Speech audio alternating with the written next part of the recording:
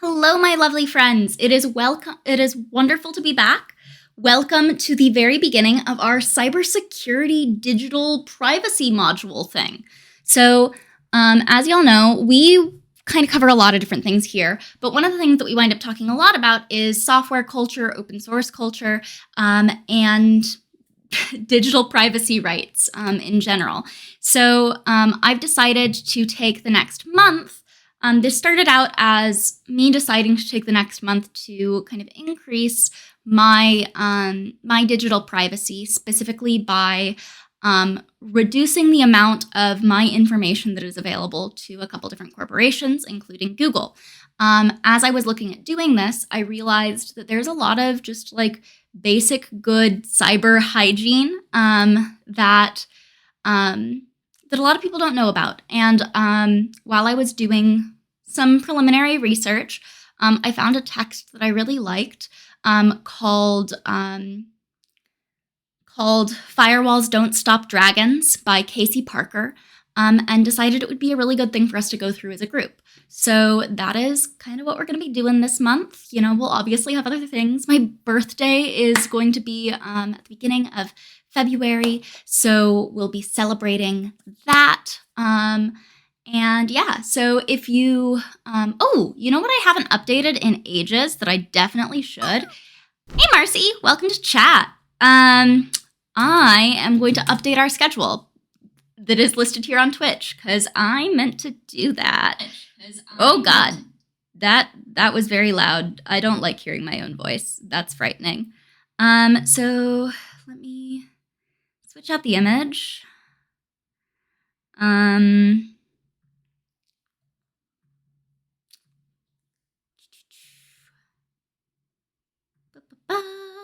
It's probably going to be way too small. But oh well.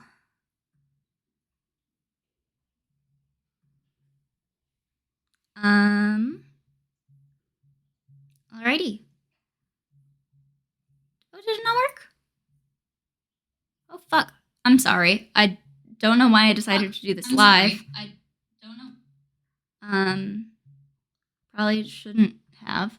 But we're already here and I'm already almost done. So, you know, say la vie.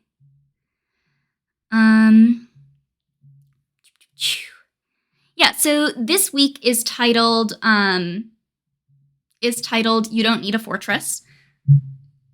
Because it's true. You don't. Okay, it looks like I can't actually update this right now because my image is too big, so I'll have to come back later and update that. But in the meantime, let's go ahead and talk about what we're going to be doing this week in particular. So this week, we're going to be going over the very first chapter in this book, which is just kind of an introduction to the topic of cybersecurity and digital privacy and the differences between those two things. It'll go more in depth into the differences and the importance of privacy specifically in the second week, which will be which you'll be doing. Let me actually pull up a copy of our schedule so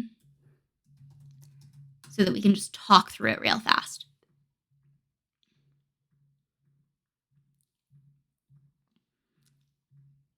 Also, how is everybody's holidays? It really has been a hot minute. I had so many family obligations over the holidays that it's really nice to be back with y'all. I have missed my work. So let's grab the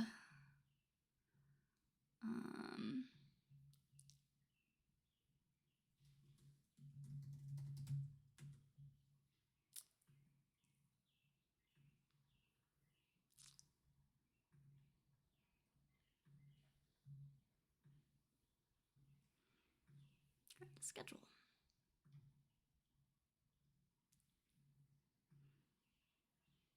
Good. Hung out with family for Christmas, hung out at home for New Year's. Nice.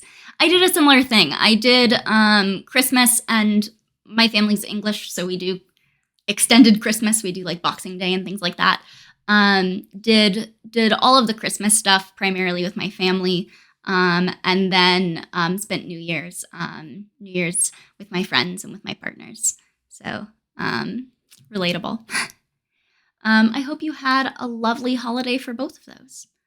I still haven't taken down my Christmas tree, so that's probably going to be a this week activity. Fingers crossed.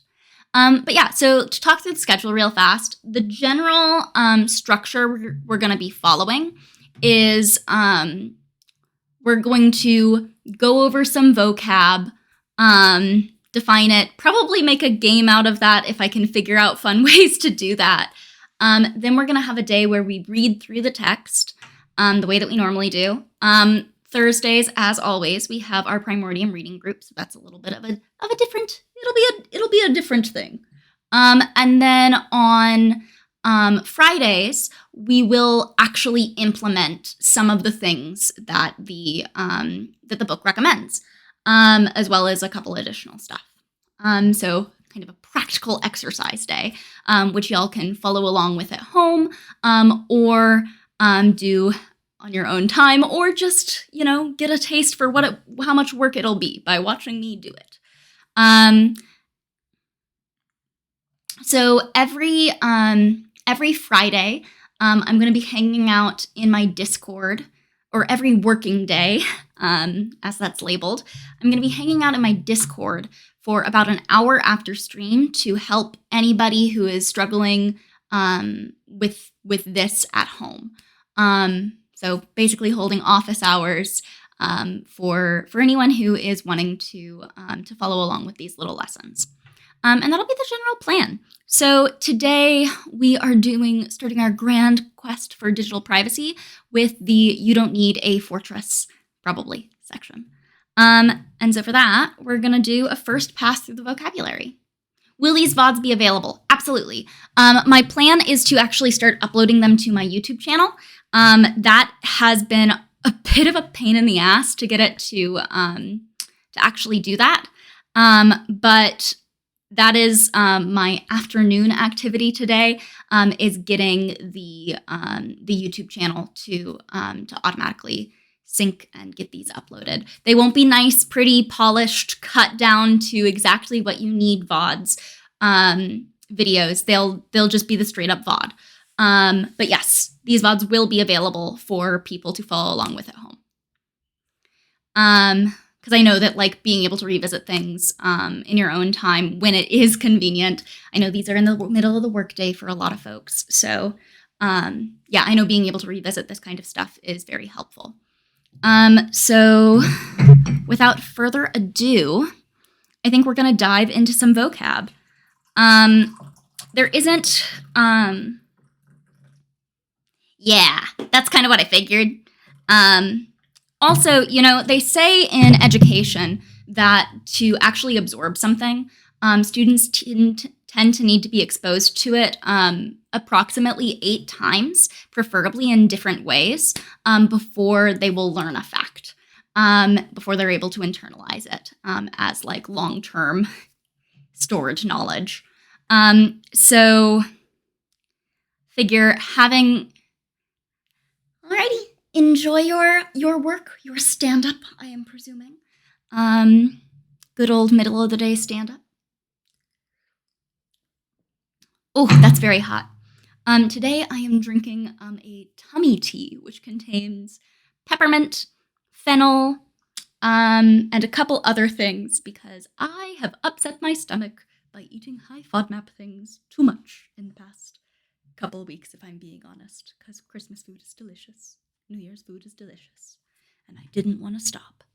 Okay, so with that note, let's figure out how we're going to do the vocab. So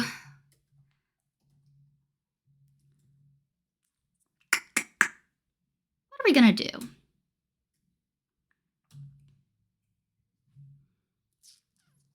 I think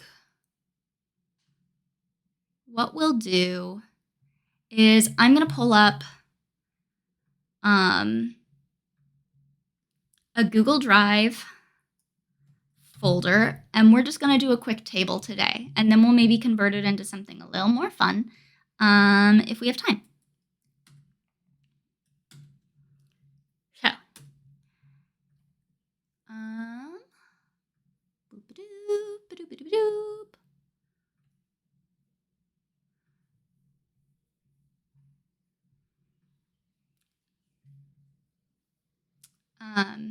what I've actually been doing as I've been doing prep work is I have a bunch of flashcards here, but unfortunately I cannot particularly show those easily on screen given the one camera. So let's do this. The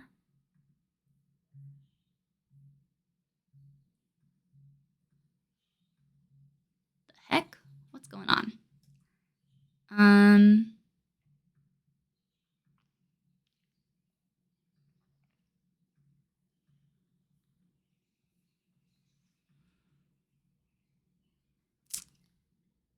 Okay. So let's do. Awesome. Okay. Beep.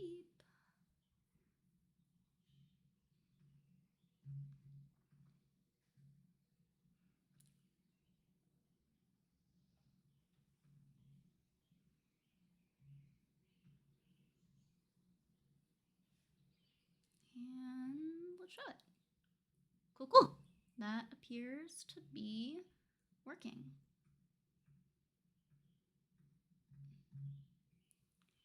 Okay. So let's get a table in here and we'll get started.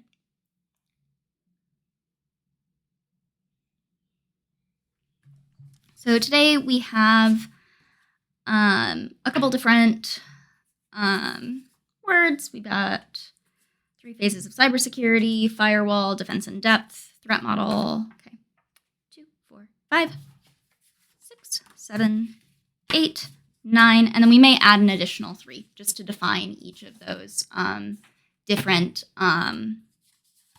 models of defense or different phases of defense. So let's start with 9, and then we'll see how we do.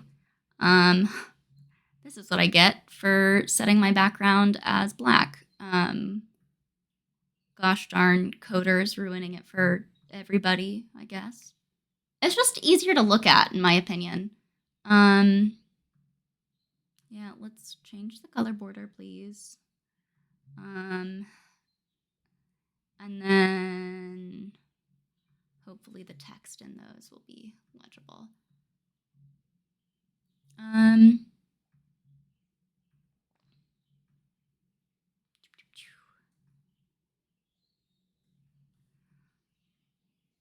Alrighty. Let's increase the font size quite a bit. Let's say 30. And let's widen up the tables, because I'm sure that that's a little difficult to read. Okay. You know what? Let's insert one more so that we can actually have a header. So insert row above. Cool.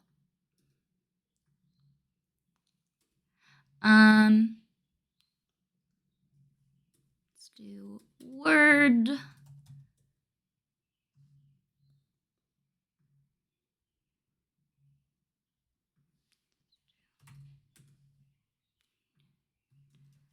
Definition.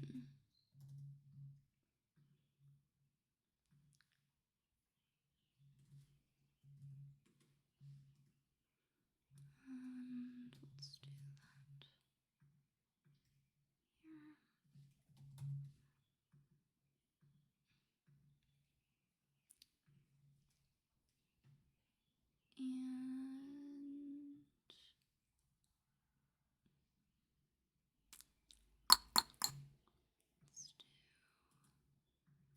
And let's insert a title here, which is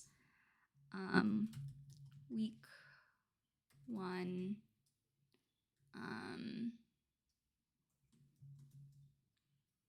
definitions. And of course that's not legible because why would it be? Let's change that to 40. Let's switch it to Lotto. Let's change it to white. And let's sync that. Okay. And let's also go ahead and switch all of this to Lato, because if we're going to do text, we're going to do text. Okay, cool. So first thing on our list is going to be, you know what, let's just type them all up. And some of these will go into more in depth in later sessions. This is just to give us like quick first pass. Let's quickly understand what this thing is, so that when we run into it in the text, we know what we're talking about, or we've been exposed to the idea before.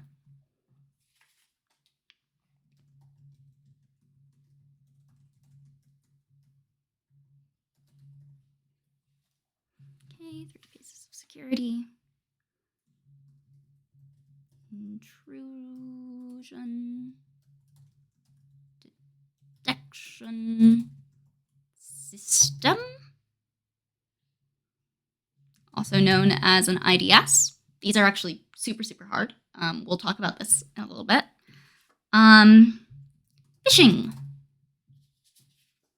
Not with a fishing rod, typically. Indirect threat. Let's put direct threat first. Indirect threat. Strong. I have strong encryption listed here. I don't have just encryption, so let's do just encryption. One of the later chapters will talk more about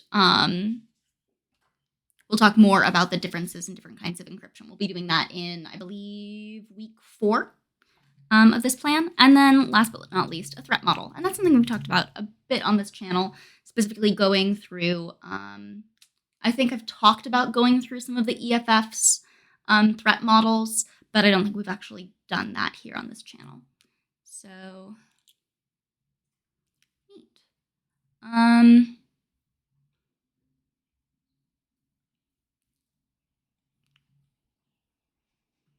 I'm a little overwhelmed by the size of this text, so for this column, I'm actually going to try to see if I can reduce it. Let me know if the text is too small for you guys to read, and I will make an adjustment. So, thank you for the follow, Off Duty. Welcome to the Eclectic Library. So, first off, we've got firewall. Do y'all know anything about what a firewall is? I'm sure that most of you have heard that definition, heard about like hackers getting through the firewall, or heard that your internet in your home has a firewall. Any guesses? Please feel free to put them in chat. So firewall actually comes from a physical term. So there are buildings, particularly buildings that contain highly flammable materials, like things that used to store munitions. Distilleries will often have firewalls. Some public buildings, like courthouses, might have something called a firewall.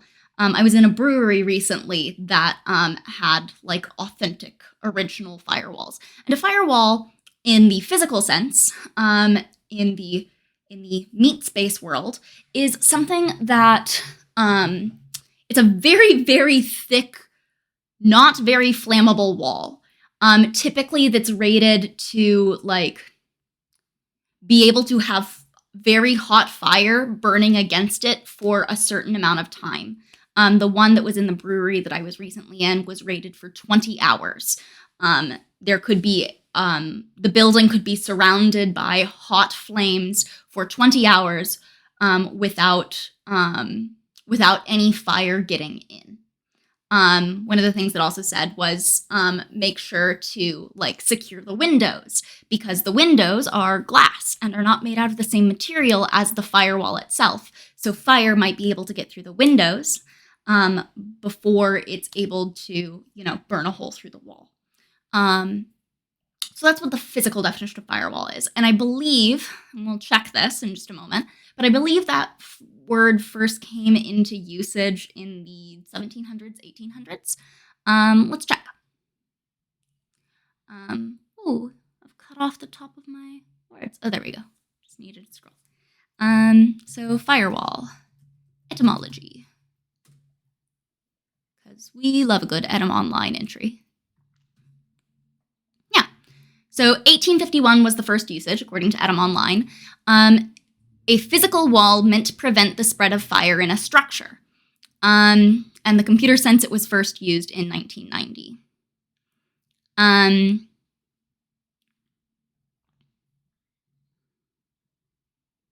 Anything that we want to read here? Nah. Just, that gives us the definition. So firewall, in the computer sense, a firewall is kind of, it is a protection. So we're going to add this to our list. We need to add router. So put in very simple terms, your router is the way that your computers, the computers in your house, connect to the internet outside your house. So if you pay for internet, you probably pay for internet through a router. You probably have a thing called a router in your house, a modem and a router. And we'll get into the differences between those in a later week. But for our purposes right now, your router is the thing that lets the computers in your house talk to the devices on the internet outside your house, and vice versa. So all of the traffic, all of the messages that you are sending or that you are requesting and downloading pass through the router to go to the wider internet or to come from the wider internet into your home. And the router has a piece of software called a firewall. And the firewall tells you, the firewall checks every message that's coming in, and it can also be configured to check messages going out, but it checks every message going in and checks to see, hey, is this a message that I want to receive? So put simply, firewall is a piece of computer software that runs on a router to filter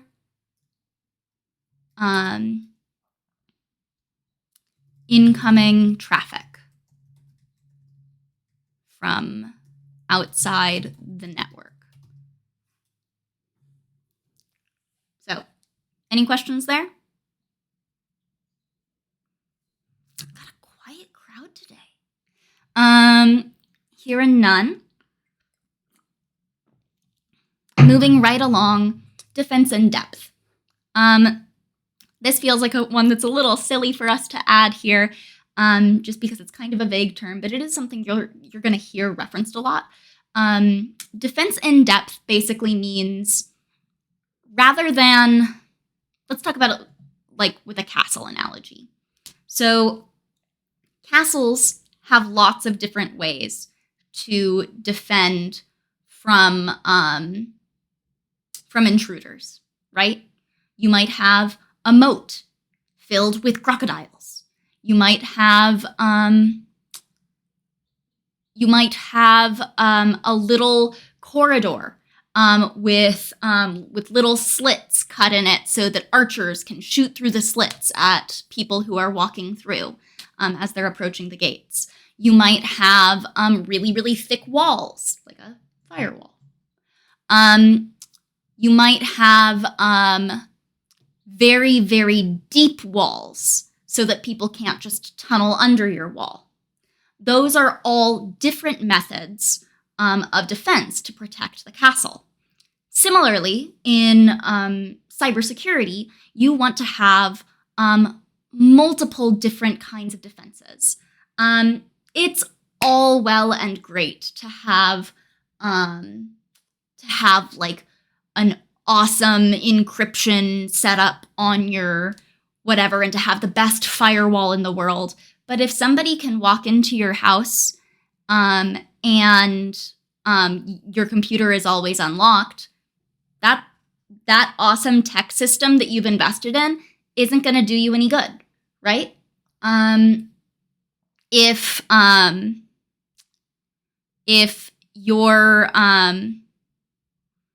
all of your internal traffic inside your home network, if all of the messages in your home network are all encrypted, that's awesome.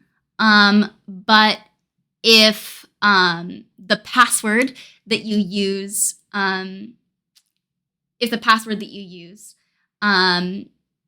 is easily guessable, or if you've posted it somewhere on the internet, people cannot encrypt stuff. Zezios. OSI layer model helps explain this since all those layers need some sort of security. Awesome. Yes, thank you for mentioning that. And I think that we'll actually include, let's go ahead and look at the OSI layer model. And this is something that we, again, will be going into a bit more in depth later in our journey. But I do agree, it's a really useful thing to be looking at.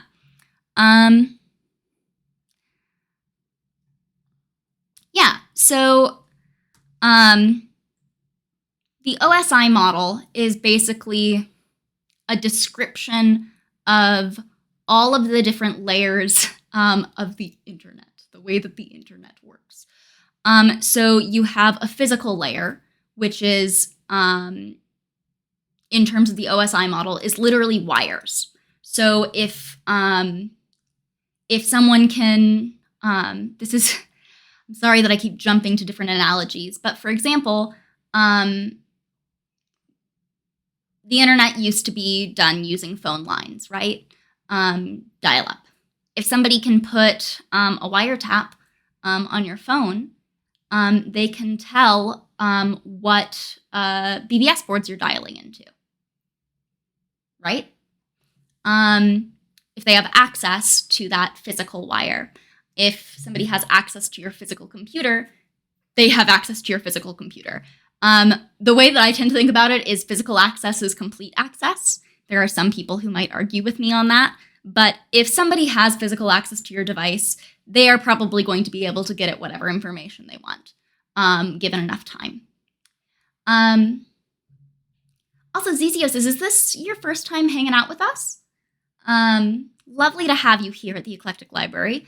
This is our month of cybersecurity and digital privacy discussions.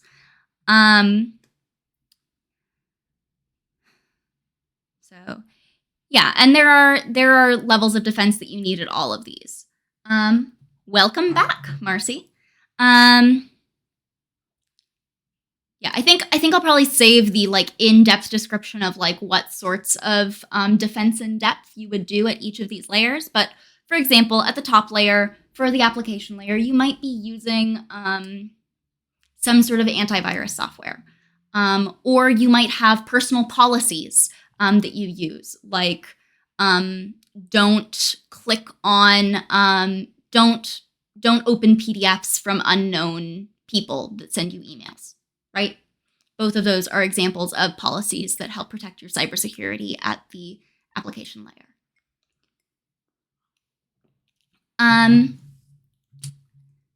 So yeah, defense in depth. Yeah, hovering over every link to make sure the UTL matches the text. Yes, my dad, so my dad was a software, my dad was a computer programmer. He vastly prefers the term computer programmer to software engineer. I think he actually prefers coder, if we're being honest. But computer programmer is the last title he had in the software field. He likes to talk about, what's the joke? There's a comic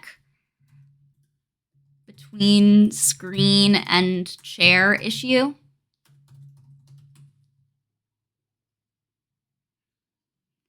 Yeah, PEBMAC. Problem exists between monitor and chair.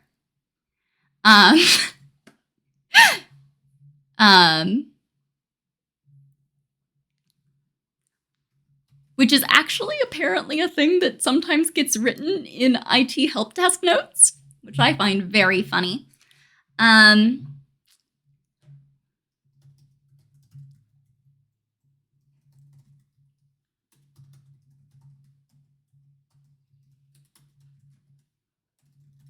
So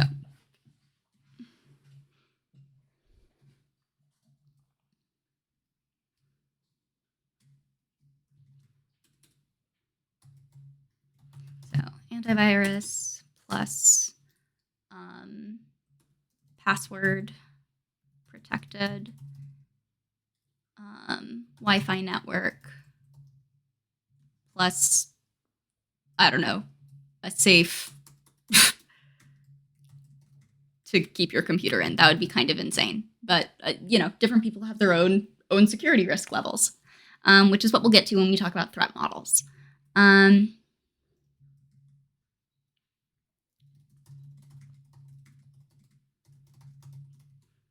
Alrighty, so next we're going to talk about the 3 phases of security. So there are 3 phases of security. There is prevention, detection, and what is the fancy word they use? It's not reconciliation, but handling things after a security vulnerability has happened, after a security event has happened, after there has been a breach of your security. And to talk about those, I actually am going to briefly pull up the book. So just because I like how they put it.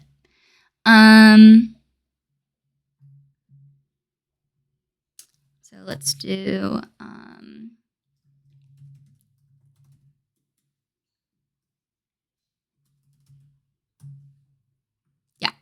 prevention, detection, and recovery. So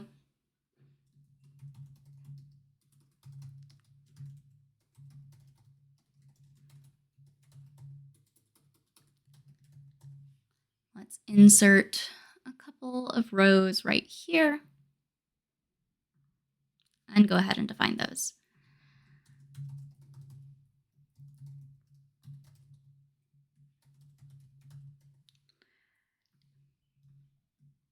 So first phase.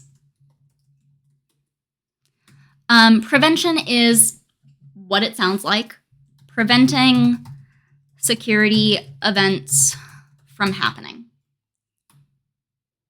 preventing security breaches from happening.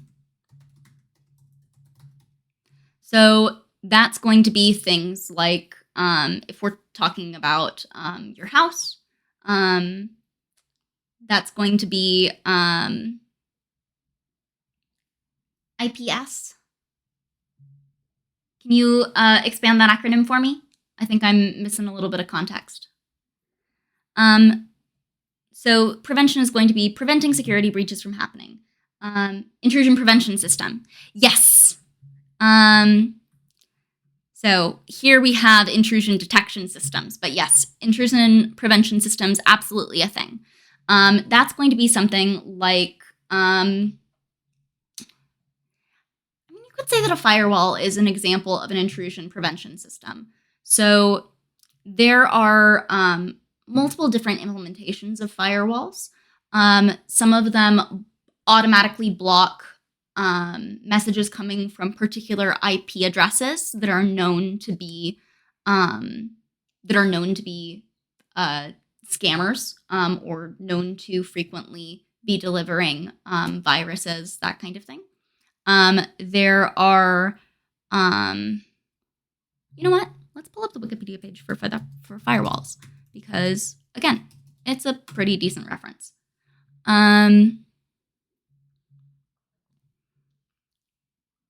Yeah, so simplest kind is going to be your packet filter, which is going to look at various packets that are being sent in through the router and it will say, hey, if it's this type of message, so let's say it's a TCP message. Yeah? If it's a TCP message, check to see if it's from this IP address, and yeah, that's probably the simplest version, is check to see what IP address it's from. If it's an SMTP, whitelist, I have a whitelist. So only allow emails, that's what SMTP is, only allow emails from these whitelisted source ports.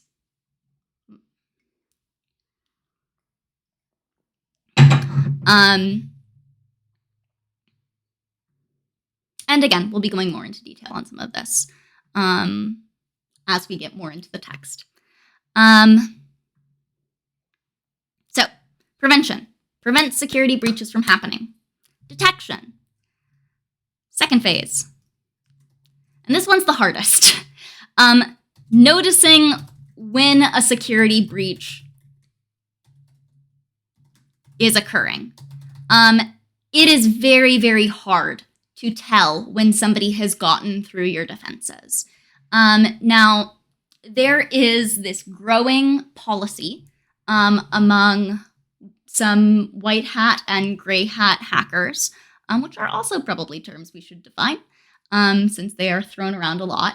But white hat hacker is someone who hacks, but in a benevolent way for the good of society. A gray hat hacker is someone who, gray hat is kind of an ambiguous term, but we'll say white hat hacker, benevolent.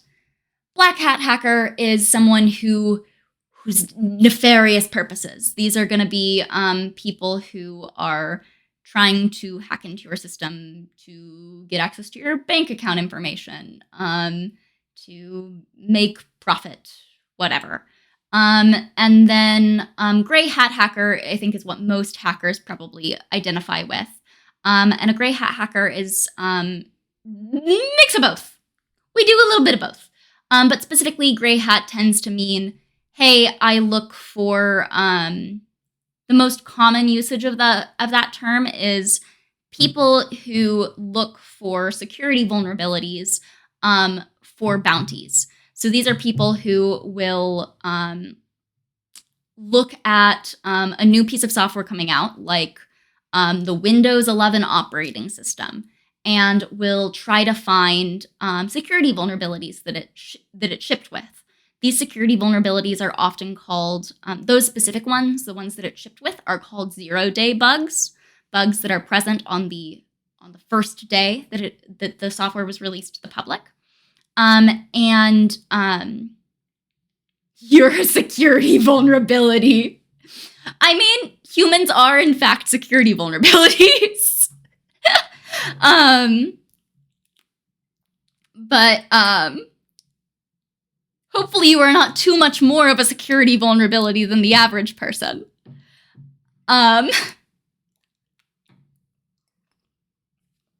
Good on bringing up social engineering. We'll be getting to that in the phishing definition.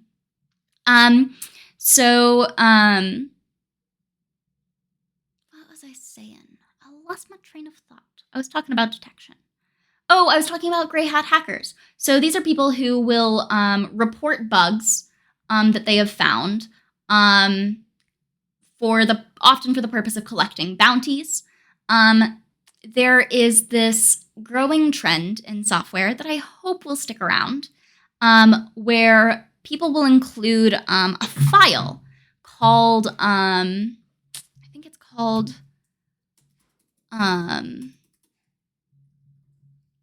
security dot something file.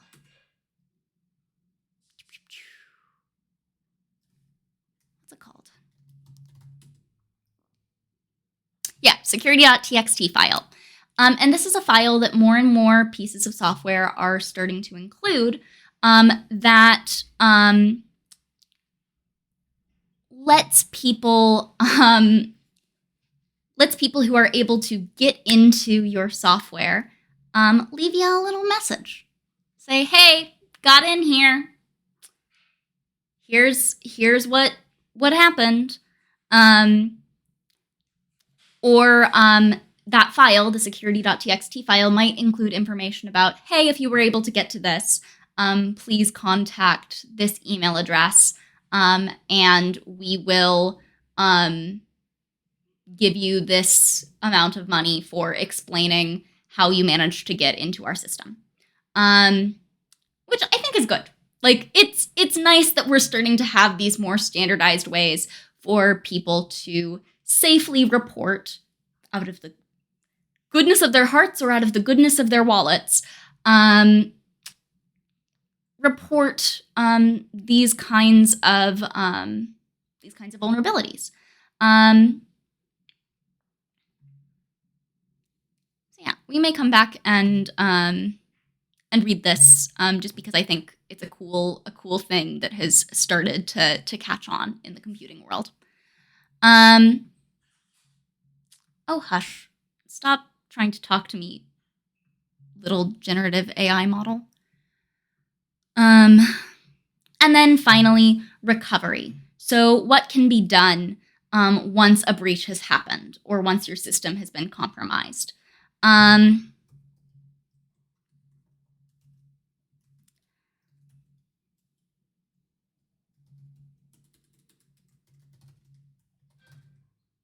Yes, a disaster recovery plan.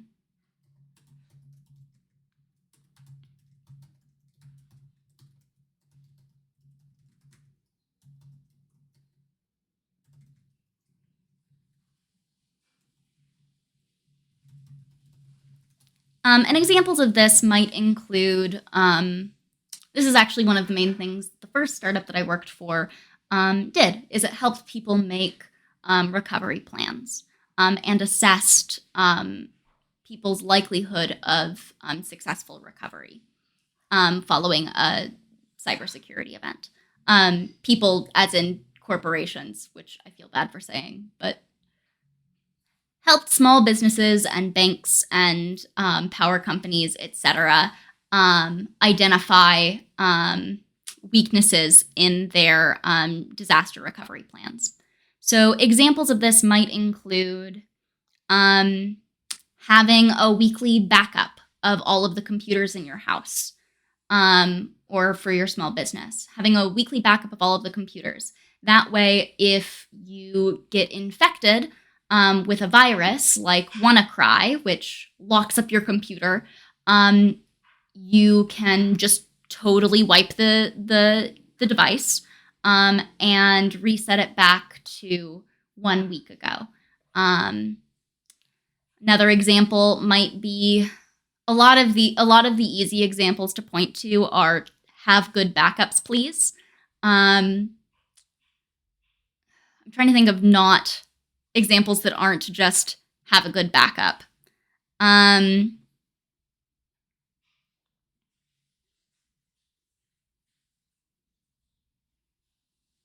Another example might be, this is again more for a company, but if you have you had a disgruntled employee who you have wound up firing because of some security breach that they have caused. Having a way to quickly isolate the systems that they had access to and cut off their access might be an example of recovery. So that way you can isolate the things that they could have touched, scan through them, check through them, remove anything that's dangerous, and you have a full, healthy, functioning system again. Different locations, yes, another good example. So if one of your buildings catches on fire, having another site that you can work out of that has either some level of duplication of the materials or has some duplication of the information that you need, and duplication of the machines and things that you would need access to be able to continue to use your business. So pretty straightforward. Intrusion detection system. A system, often a piece of software,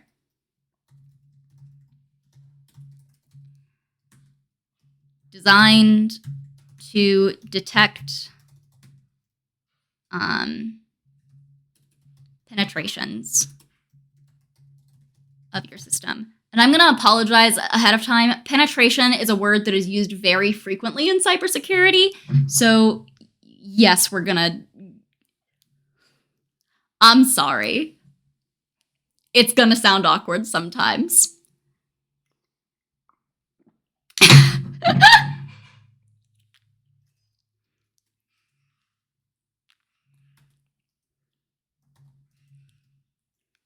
That's fair.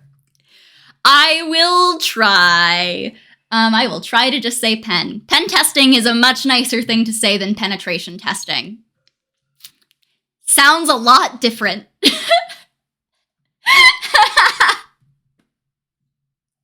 Have I seen linuxjourney.com? Found this to help a friend learn Linux and it's awesome. I haven't, but I'll make sure to check it out post-stream. Thank you for the link. Consider dropping it in the computer help desk over in the Discord. Also, I've mentioned this in the Discord, but I now have a new channel for discussions specifically about this project, about this cybersecurity digital privacy journey we are going on. So check out that channel. There's a role you can get now where you can get alerts for this reading group. So consider selecting that role over in the Discord if you want to know when I'm posting new resources or when I'm holding office hours, that kind of thing. Phishing. Alrighty. Phishing is when, I think we probably all know what phishing is, but this is social engineering. This is when you get those, there are kind of two different kinds of phishing attacks. There are phishing attacks that are designed, you're totally good, I don't mind. I enjoy sharing of resources. But where were we? Phishing, yes. So there are kind of two different kinds of phishing attacks. There are phishing attacks that are designed to get you to install something malicious on your machine. So that's going to be, stereotype is going to be like an email that is an email that looks like it's from one of your friends and says, hey, look at this cool video that I filmed, and has an attachment. And that attachment might install some sort of virus on your machine. A Trojan. Another form of phishing. Yeah, or, hey, look at this cool site to learn Linux. And as far as links go, a really good method for avoiding some of those, or just making sure that you're not clicking on either a Rickroll or something more nefarious and malicious, is hovering over the link. Make sure it actually matches the URL, right? So where were we? The other kind of phishing is the kind that we hear about more because they're more funny. This is things like the Nigerian fish, the Nigerian print scheme. So somebody sending you an email or a phone call saying, hey, I'm a fallen Nigerian prince. I want to give you lots of money, or I love you dearly, but I need you to give me your bank account information or something like that in order to do some favor for you, ultimately. That's another form of phishing. The last kind of phishing that I feel like we don't talk about enough is they open links in Firefox instead of Chrome.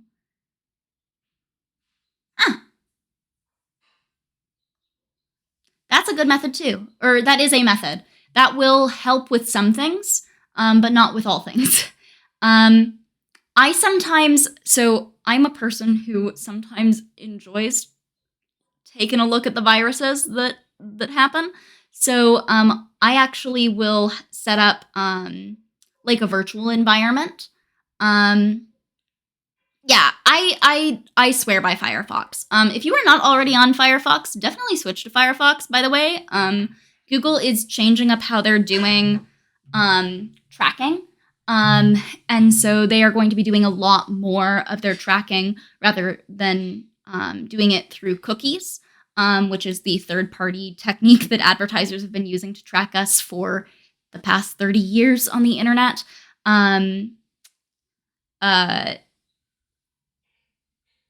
Google is going to start using the browser itself, Chrome, to track information about its users and to sell that to advertisers. So be aware that that's happening and consider Firefox. Frankly, I made the switch just a couple months ago, probably about 5-6 months ago, and it's been fantastic. It's better than Chrome. I like it a lot more. It has everything that I wanted from Chrome and more. And the Mozilla Foundation, which is the open source foundation that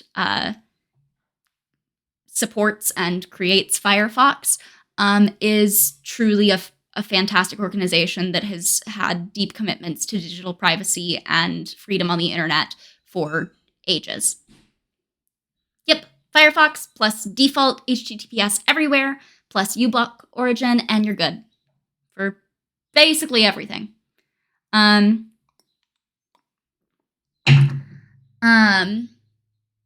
haven't used Thunderbird in ages. I don't think I've used Thunderbird since like 2005. Is it still alive? Like, is Thunderbird like pleasant to use? I know that we used to have our own mail server, but we kind of just lost the spam wars and ultimately switched over to Gmail. You made the switch to it a month ago. It's not bad. Yeah, no, I love it. Only thing that I particularly missed was having different profiles. You can still have different user profiles if you want to have like a work profile and a personal profile on Firefox. It's just a little more hidden. It's not bad. Looks modern now. Good to know. My biggest concern with switching to Thunderbird and running my own mail server again would be concerns about the spam wars. I'm not that good at filtering, and it's like I don't want maintaining my email server to become a full-time job, you know? But I am looking on switching off of Google within the next couple months. I just don't like them being able to scrape all of my information. Oh, you're just using it as a client. Okay. Fair enough. Your Exchange server is somewhere else. Cool. Who do you use out of curiosity?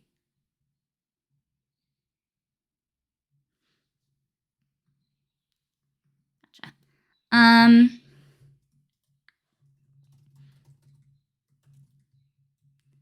Meant to fool you.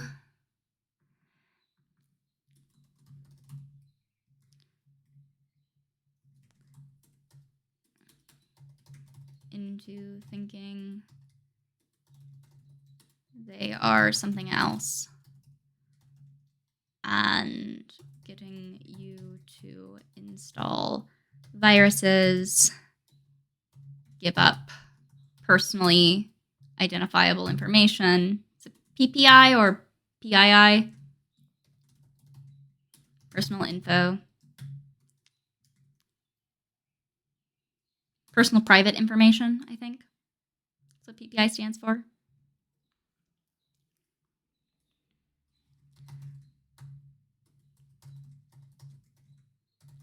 Proton for work, still using Microsoft Exchange for personal stuff. Gotcha.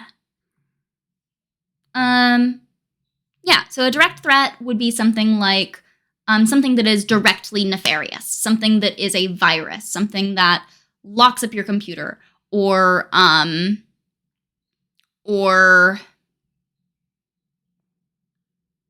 yeah, really, really that, like a direct danger. Something that immediately does harm.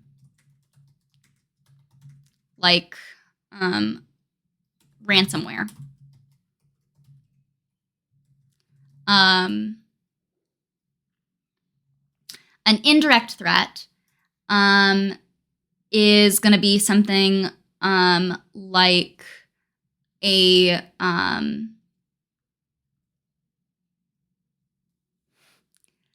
that's maybe not a popular opinion. I was going to say like an antivirus software from particular companies. So I don't trust antivirus softwares. One, you can look at them and see that they dramatically increase you can look at studies of this. Most antivirus softwares increase the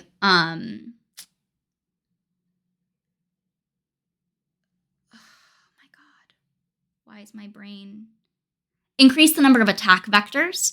They basically increase the surface area of attack. There are now more ways to get in. Yeah, I think that Avast is a virus. Avast is basically a virus. It slows down your computer. It has way more access to information than it should. It does phone home and send some of that information to its parents. But I digress. An indirect threat is going to be something like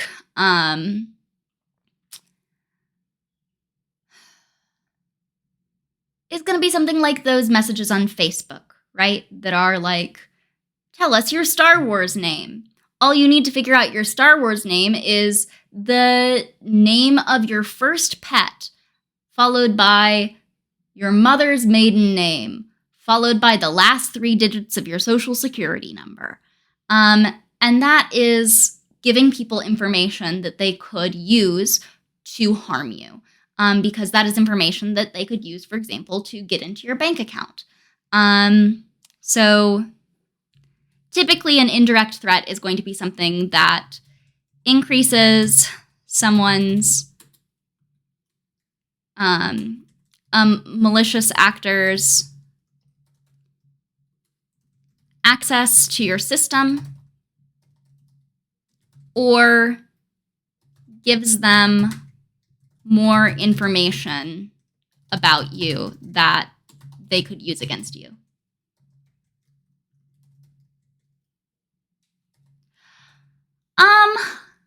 I think it's unlikely that I'm going to do capture the flags. I am focusing more on defense at the moment. I've actually, a secret. I have never participated in a capture the flag event, and I'm really nervous about doing that live on stream. If that is something that people really want to see me do, I am definitely up for like studying up and seeing what I can do. I've definitely done some like, in any info security class, they have you do some hacking and some like analysis of old viruses and that kind of stuff. I think I would be up. It would like we'd need to do it as like some sort of like fundraising goal. Like maybe if I'm able to like finally fix my car, I would bear the shame of doing a capture the flag in front of y'all. Try Hack Me is pretty cool. Has basic stuff. Good to know. Hosting your own website with your home network vulnerable to the internet. Yeah, I have opinions there. Yes, it does increase surface area for attack. Also fun walking through one with one of the sec YouTubers. Good to know. I will get back to you on this, Sudo. If I decide on something that I have to think about it. I will not be good. I will be very bad. I will be ashamed, but I will try. Quite a large home lab. Yeah, that would do it. You have it on a separate network. That's what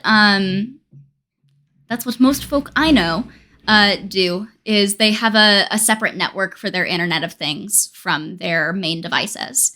That way there's at least some separation if something gets hacked. Because frankly, a lot of the smart devices are not solid. Honestly, just going over the points that you covered here in a fresh Windows VM and how to deal with those things would probably be interesting. People get scammed on basic stuff like this. Yeah, I know. That's why we're doing this. And I'm really hoping, again, I'm going to be uploading these to YouTube. And I'm hoping that by talking about this in plain English, it'll make it easier for more people to protect themselves. Because I think a lot of people think that cybersecurity is this like big scary thing that you have to do all of or none of. Or people just don't know. I mean, I remember back, this is awful. I remember like back in 2010, when I was on road trips, it wasn't uncommon for me to I didn't have a very functional phone. But I did have like an early, I had a Nokia that was a slide phone. And I could pull off to the side of the road and just connect to people's Wi-Fi networks, because most people didn't know to have password protection on their Wi-Fi networks. And that's now a default. But it's little things like that. People just need the basics. Having the basics are going to make you so much less vulnerable to attack. Most things are on Docker. Lots of VMs try to be mostly secure. Neat. I'd be super interested in hearing more about your setup sometime. I've been looking at implementing Home Lab for some of my Internet of Things stuff. Have I heard of war driving? No, I have not. Please explain. In the meantime, we will move on to encryption. Encryption. This is not just a computer thing. Encryption is taking a message and encoding it.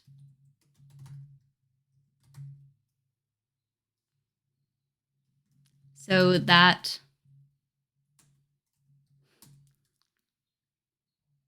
strangers cannot read it without decoding it. This can be as simple as a Caesar cipher, just like an alphabet shift. We all wrote little encryption things in school. And finally, threat model. Our last, you know what? We'll put a PPI. We'll put PPI in here as well, because I did wind up defining that term. PPI.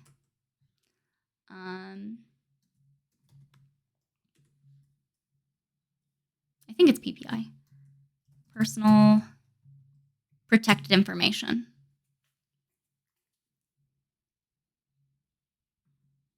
No, it's PII. Damn it, PPI is from HIPAA regulations. PII. Personally identifiable information. Name, address, etc. And there are specific definitions of what tends to count as personally identifiable information. IP address could fall in here too, because that gives you information about your location. We'll say name, address, location, etc. Basically, you bring a laptop or maybe a phone app now while you drive. It maps access points, SSIDs. Another popular site people put information into is Wiggle. Super neat site and concept. War driving. What's war driving? I think I still don't understand. Active searching for Wi-Fi wireless networks, usually from a moving vehicle using a laptop or a smartphone. Software for war driving is freely available on the internet. War biking, war cycling, war walking use similar approach, but with different forms of communication. Interesting.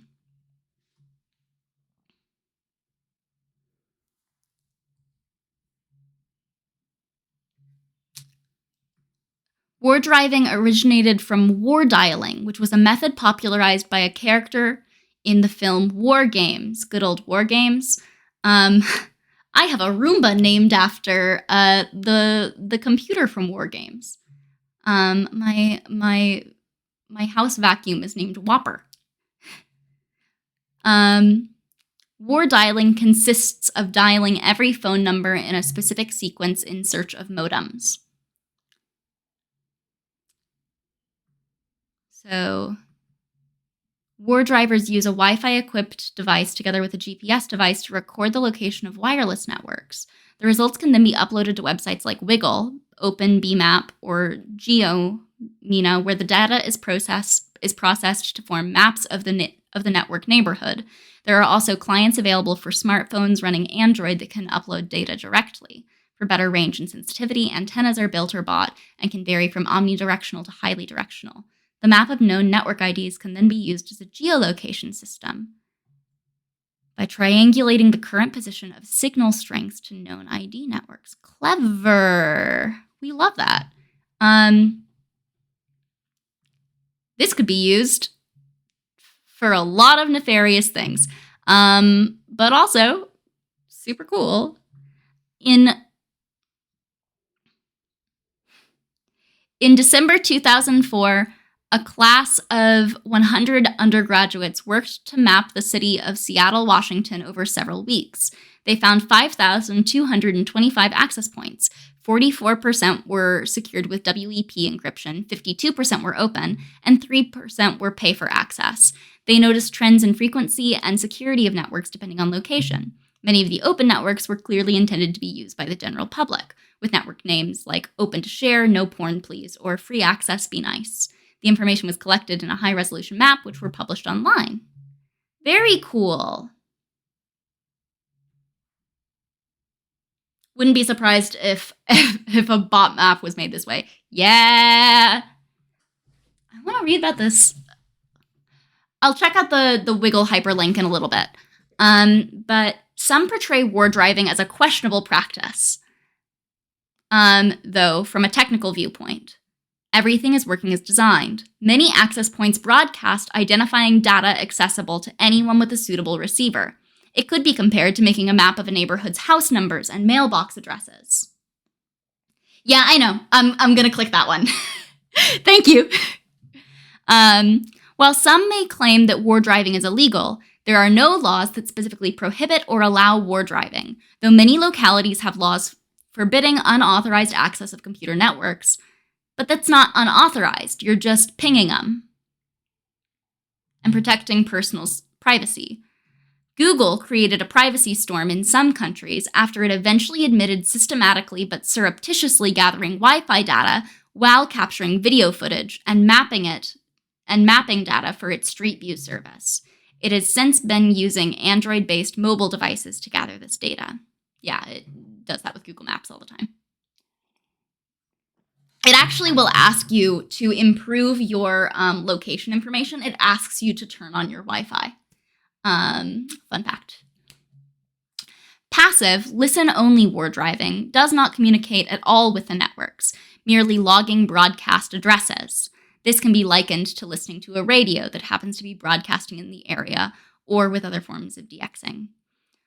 With other kinds of software, such as NetStumbler, the war drive actively sends probe messages, and the access point responds per design. So you ping it. You don't know that's why they did that? Why what did what? Oh, Google. Yeah, that's why they do it. It's because they have a map of data. They have a map of where different networks are located. And so by having you turn on your your Wi-Fi. They can see how close you are to different networks. They can see the strength of various networks and better position you. That's why they do that. I know, right? Most access points, when using default out-of-the-box security settings, are intended to provide wireless access to all who request it.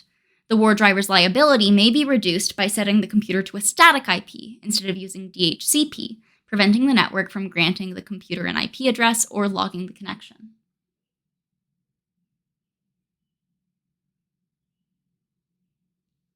Yep, Apple got it. Yeah, Apple has it instead if you're iPhone. In the United States, the case that is usually referenced in determining whether a network has been accessed is the State versus Allen. In this case, Allen had been war dialing in an attempt to get free long-distance calling through Southwestern Bell's computer systems. When presented with a password protection screen, however, he did not attempt to bypass it. The court ruled that although he had contacted or approached the computer system, this did not constitute access to the company's network. This is a super cool case, which, if we have time, I will probably read at some point. It's really interesting. Back in 1996. Is this one of the ones that the EFF was kind of founded to help out with?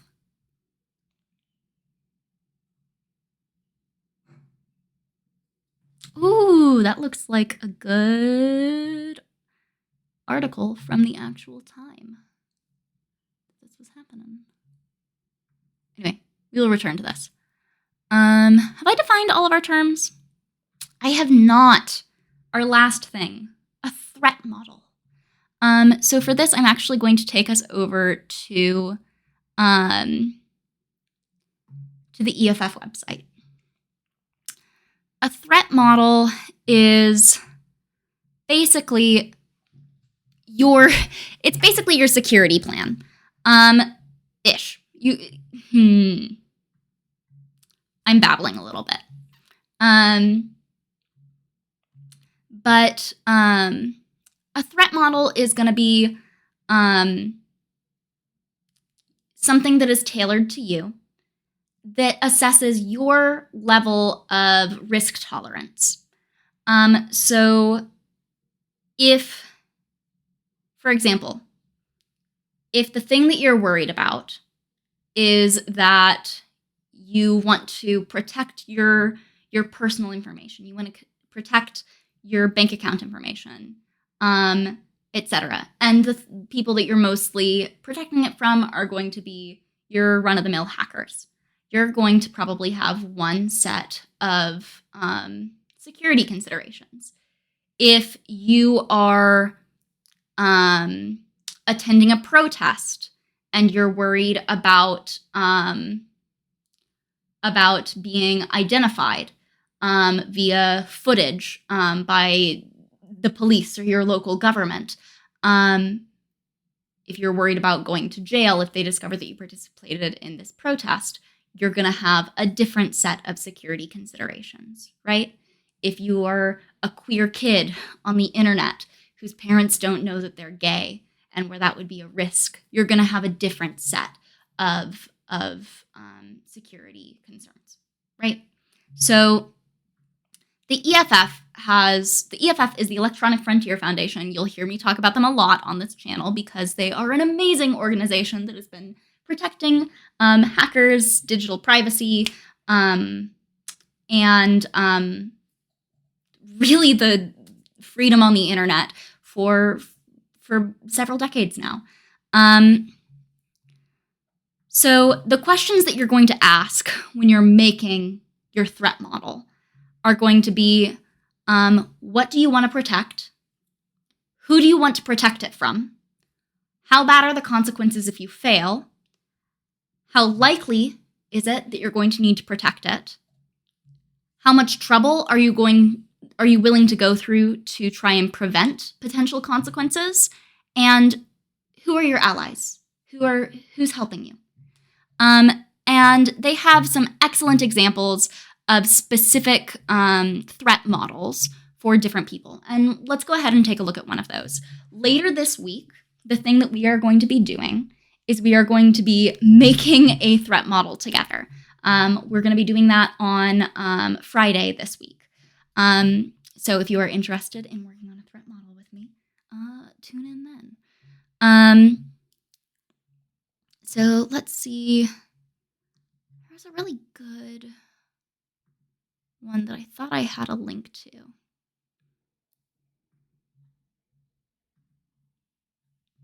That's not helpful. Okay, let's scroll back up.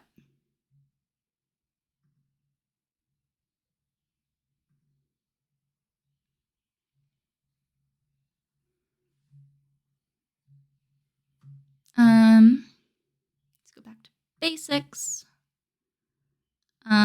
We start with your security plan guide. It was just here the other day.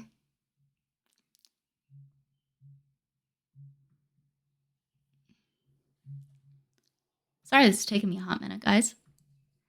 Am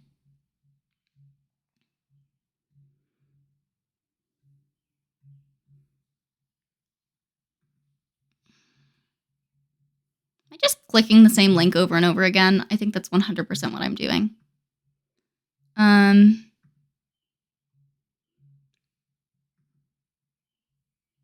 These are tool guides. That doesn't help me. I may just search for it through. Okay.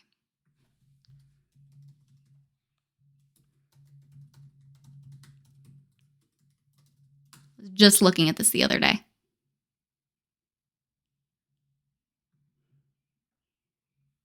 Nope.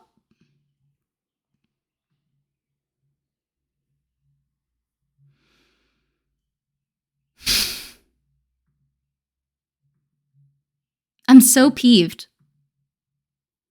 Here we go. This is what I was looking for. Security scenarios. Let's take a look. Okay, any preferences for which one we look at? Online security veteran is going to be a no, just because it's boring. It's not boring. It's just like, it skips the basic stuff because it assumes you've already done the basic stuff. Let's say a journalism student. Let's actually say journalist on the move. So this is a recommendation for like what steps to take if you are a journalist on the move. So journalists are used to working in dangerous situations, but there's no need to take unnecessary risks with your data and your communications. With this playlist, you can learn how to understand your threat model, communicate safely with others, and circumvent online censorship. So first step is going to make sure you have strong passwords that aren't like written on sticky notes for people to easily grab so that they can log into your computer, right? You're going to have an encrypted hard drive. That way, if a foreign government or the US government seizes your hard drive, if you have information that you don't want them to be able to read because you think it would put you in personal danger, having an encrypted hard drive is going to help keep you safe, right? If you're attending a protest, there are things you should consider. You should wear, we'll get into this when we look at the protest one, but if you're going to a protest, you should probably cover up any identifiable tattoos or hair. You could potentially wear a mask across the bottom of your face, which will help prevent certain facial recognition technologies from working as effectively. You could decide that you don't want to bring a phone with you because if you bring your personal device, one, the police might be able to take it, and two, that provides further evidence that you were physically at that location, right? Because your MAC address can be traced to having been there. Unless your phone is in like airplane mode or something like that. This is a really cool article that I do kind of want to go through. There are specific things that you should consider when you're crossing the US border as far as what's going to be searched. Communicating with others, you should be using things like Signal, for example, for private communications because those are end-to-end encrypted. Yeah? Let's take a look at this one. Oh, not that one. Let's take a look at things to consider when crossing the US border. Are you planning on crossing the border to the United States anytime soon? Did you know that the government has a right to, without a warrant, search travelers at the border, including when they land in international airports, as a part of its traditional power to control the flow of items into the country? Note that although some of the same legal justifications exist for searches of those leaving the U.S., and that such searches are possible, travelers are not routinely searched on their way out of the country.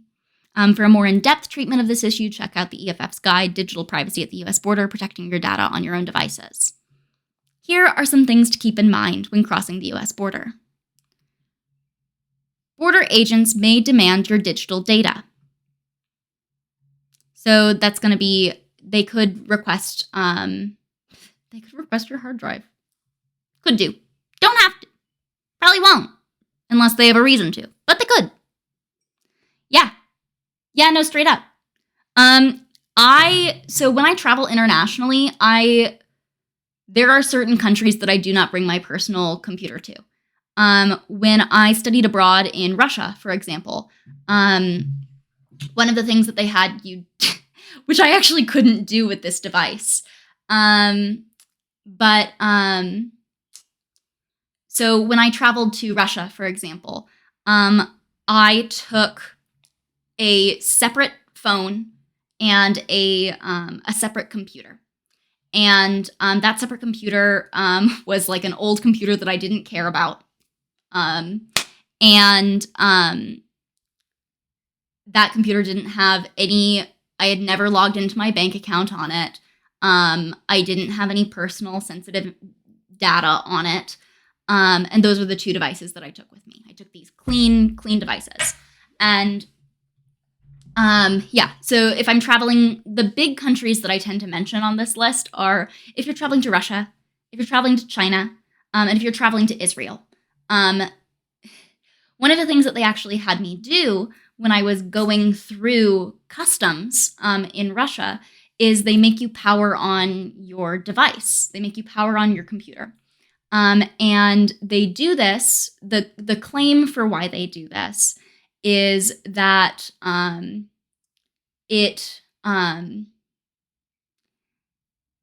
they're checking that it's not a bomb, is the claim. This is not why. The reason they're doing it is because if you turn on your computer, they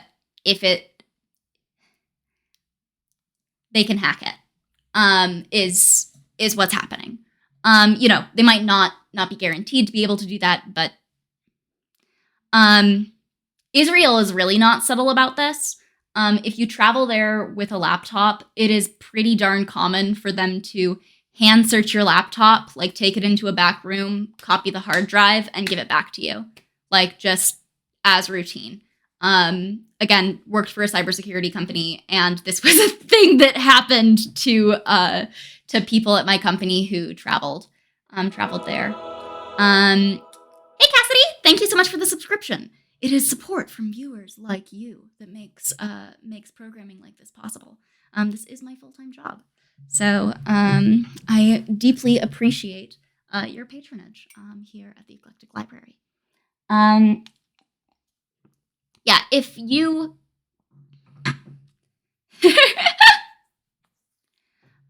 Potato, boil 'em, mash 'em, stick 'em in a stew.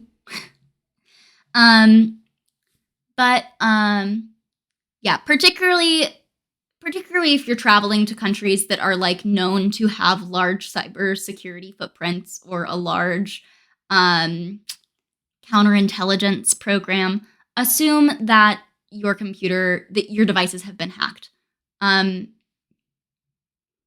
There are things you can do to help prevent that, but assume the devices have been hacked. There's a reason that the federal government doesn't let people travel with their work BlackBerries to China. And when I got home, I wiped both devices and did total clean installs. Anyway, sorry, I got on a tangent. Yeah, back up your devices. This may help in case one or more of your devices is seized. You can use an online backup service or an external hard drive, though we don't recommend carrying both your laptop and your backup drive at the same time. So have your backup in another location. Reduce the amount of data that you carry over the border. Consider traveling with a clean laptop. That's what I said. But note that simply dragging files into your trash doesn't delete them completely. Make sure you securely delete your files. Consider leaving your regular mobile phone at home and purchasing a temporary phone and transferring your SIM card over to or getting a new number when you arrive at your destination. Encrypt your devices. We recommend using full disk encryption on your devices and choosing secure passphrases. If a border agent asks for your passphrase, you do not have to comply. Only a judge can force you to reveal such information. However, refusal to comply could bear consequences. For non-citizens, you may be refused entry into the country, and for citizens, your device may be seized or you may be detained for several hours. Power down your devices before arriving at the border to block high-tech attacks. This is the thing that I mentioned with my travel to Russia. Yeah, you're not allowed to work out of state for Bank of America. Yep. Don't rely on fingerprint or biometric locks. They are weaker than passwords. This is also a thing that's going to go for if you're attending a protest. If you do decide to take your personal phone, turn off your face unlock. The police cannot legally force you to give up your password, but they can absolutely point your phone at your face. So if you're going to a protest, turn that off. I know it's easy. I know it makes it really easy to look at your phone. Nice, easy unlock. It's not secure. Don't do it. Agents can get live or cached cloud content from apps and browsers you have on your device. Consider logging out, removing saved login credentials, or uninstalling sensitive apps. When dealing with border agents, remember these 3 things. Be courteous, do not lie, and do not physically interfere with the agent's search. Border agents have a right to look at the physical aspects of your device, for example, to make sure drugs aren't stored in the battery compartment of a laptop. So, that is the tips. Yeah, they don't have to have a warrant to search your stuff in great detail. So, big thing is, prime yourself for that, and don't do anything that makes them suspicious if you can. And then I think we'll save VPNs for another day. But yeah, so consider a policy to delete data on shutting down the computer. That's another example of a thing that you could do. If you have your documents that you type, if you are a journalist, as we said in this situation, maybe have all of your documents sync up to some server located elsewhere in the cloud, which really just means another computer out there somewhere, and then have it automatically delete those files off your computer after that sync is done, or whenever you're turning off your computer. Yeah, that's an excellent idea, particularly for this kind of situation. But anyway, we have made our definitions. Tomorrow, we will be back, and we will be reading the very first chapter. This is a pretty slow week. This is just kind of introducing some of those basic cybersecurity concepts, going to be reinforcing some of the things that we've already talked about. And then next week, we'll start talking about why privacy matters, the difference between security and privacy, etc. So yeah, basically rest of this week, be aware. We will be streaming all week. Am I putting VODs anywhere? Yes. That is my afternoon plan. I've been having some trouble getting Twitch to automatically upload my VODs, which is a thing that it used to do. But I am going to be uploading them to a YouTube channel. I will be sharing the link to that YouTube channel in my Discord, and I will also be adding a link to it here on Twitch as well.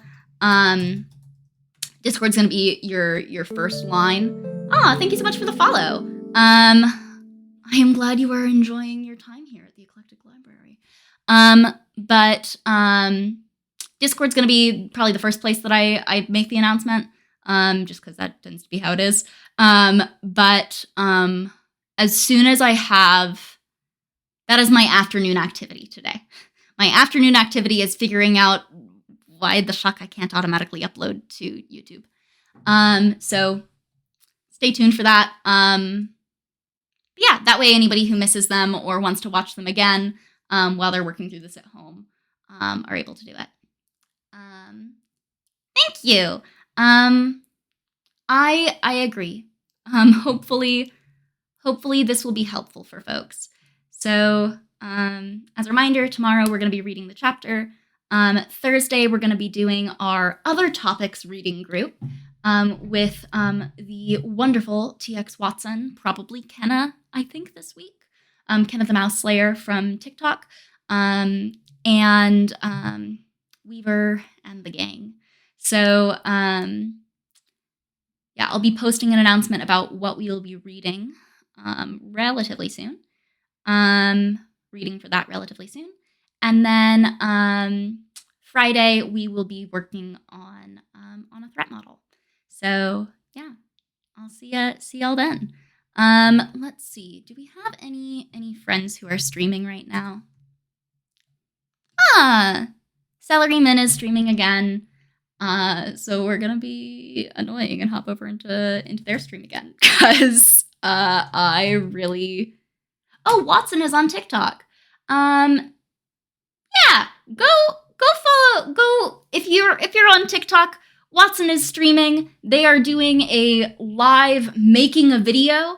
We don't annoy men. I'm glad. If you're free for TikTok, go check out Watson's video. They're doing speed runs of making videos. And this week they're mostly focusing on they've mostly been focusing on self-efficacy and on self-efficacy and also on moral relativism. So consider checking that out. And for those who are sticking around here on Twitch, consider joining the raid of Salaryman's channel.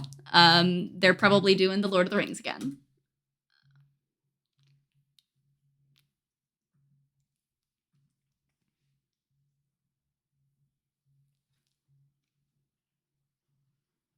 Alrighty. See ya. Bye.